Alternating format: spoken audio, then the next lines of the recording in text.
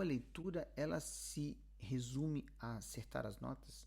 Acho que não, né? Se compararmos a leitura de notas com a leitura de um texto, vamos fazer um teste, quer ver? Vou pegar um texto aqui, Fundamentos da Metafísica dos Costumes, Kant. Eu vou ler um trechinho. Passo aqui em silêncio todas as ações geralmente havidas por contrárias ao dever. Passo aqui em silêncio todas as ações geralmente havidas por contrárias ao dever. Se bem que, deixo daquele ponto de vista, possam ser úteis, pois nela não se põe a questão de saber se podem ser praticadas por dever, uma vez que estão em contradição com ele. Ui, não sei vocês, eu não entendi nada.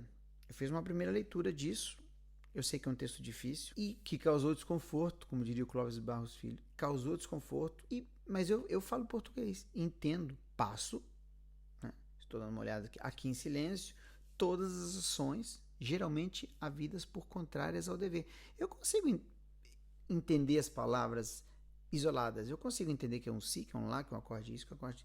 Mas eu não estou entendendo o texto, eu vou ter que ler de novo, e vou ter que ler de novo, vou ter que ler de novo. E talvez não morra aqui. Para minha compreensão, talvez eu tenha que me nutrir de outras fontes, saber quem foi Kant, o que ele já escreveu, fazer leituras paralelas. Não sei se eu estou sendo claro aqui, mas fazer uma boa leitura em música, a leitura da partitura, a leitura rítmica, barra altura, barra notas, né, dó, ré, mi, fá, sol, lá, si, isso acho que é só um mínimo olímpico. Mas não é suficiente para compreender o texto, porque por mais que eu passo aqui em silêncio todas as ações geralmente, eu não entendi nada. Então talvez uma boa leitura ela não se... Então, quer dizer, eu leio um texto musical, eu leio a pauta, toco as notas, resolvi, já... Não, né? Por isso que, sei lá, dentro da música clássica, vamos dizer assim, porque tem, né, as mesmas pautas e tem, sei lá, centenas de milhares de execuções da mesma pauta, talvez diárias, eu vou ter aquele... Música não é tênis, né, como já disse, mas talvez eu vou ter aquele top 100 daqueles pianistas que conseguem pincelar coisas que a gente... que é uma compreensão do texto que não tem nada além das notas, né? E atenção que isso não tem nada a ver com mecanismo. Isso não tem a ver com tocar rápido, tocar lento. Qualquer chinês hoje de 14 anos que estuda piano, é impressionante a quantidade de meninos tocando, né? Não só chineses, peguei como exemplo, tem muita gente, tem muito chinês no mundo, mas outro dia eu vi 66 chineses tocando Fantasia e Improviso em uníssono de Chopin, quer dizer, uma aberração.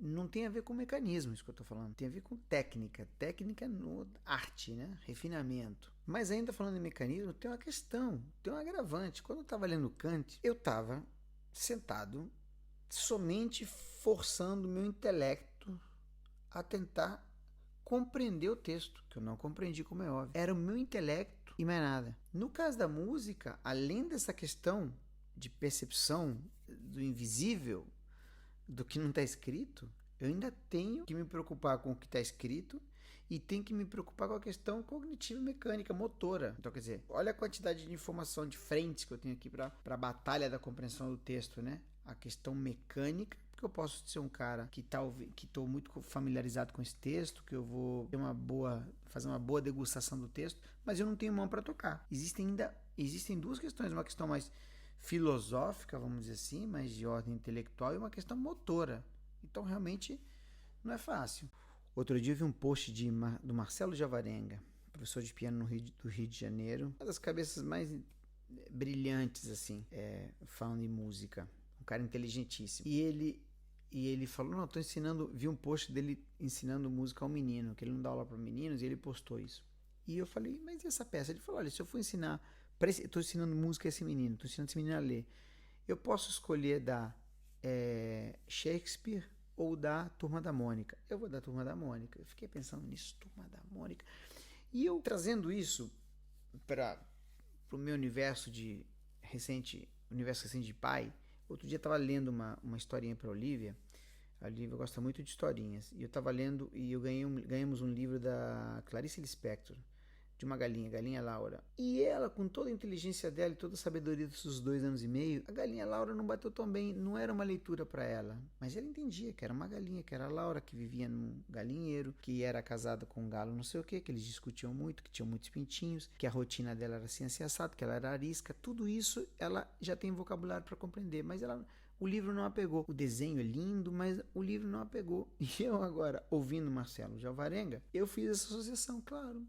não a pegou. Talvez ali ainda falta um pouquinho de maturidade para entender a história, que a princípio é fácil, mas que não é fácil para ela. Uma peça escrita, o papel. O papel é música. É como você pode ler uma progressão harmônica, umas cifras, ou ter notas e conseguir fazer uma interpretação desse texto e tal. Agora, filosoficamente é música, mas para ser música tem que ser ouvida. Se eu não conseguir ouvi-la, se ela não for concretizada numa ação musical ou numa gravação, que também é uma ação musical, que é um objeto, ela é música. Isso tudo para falar da importância da leitura, da compreensão do texto e de que vai além, né, do que tocar notas certas. No fundo, uma leitura, como outro dia vi o Marcelo Coelho falando, a leitura, a partitura é um painel sonoro, sem som. Eu passei um tempo na Índia dando aulas e confesso que mais aprendi do que ensinei, porque aquilo é incrível. E tinha um professor que ele falava sobre... ninguém tocava até não aprender até não cantar música. Então ninguém ia para o instrumento até não conseguir fazer uma boa interpretação da pauta, nesse caso, e cantar, todo mundo, mesmo que não fosse cantor, sobretudo os não cantores. Então primeiro você tinha que cantar a pauta. Eu vi o Richter falando sobre isso, que ele lia, ele estudava lendo. E um outro exemplo é Beethoven, né? Quer dizer, se a música escrita não é música, só é música quando ela se concretiza ouvindo. Então Beethoven não fazia música, Beethoven não ouvia música, ele quando escrevia, ele já ouvia, né? Ele já ouvia o que ia soar, é coisa do ouvido interno. Então, pragmaticamente, a música só acontece quando há ação. Mas filosoficamente, a música, quando está no papel, ela já é música. E se for audível, mesmo com o nosso ouvido interno, ela já é música. Então, segundo o professor Felipe Vantin, não é binário, não é sim ou não. Existem questões, né?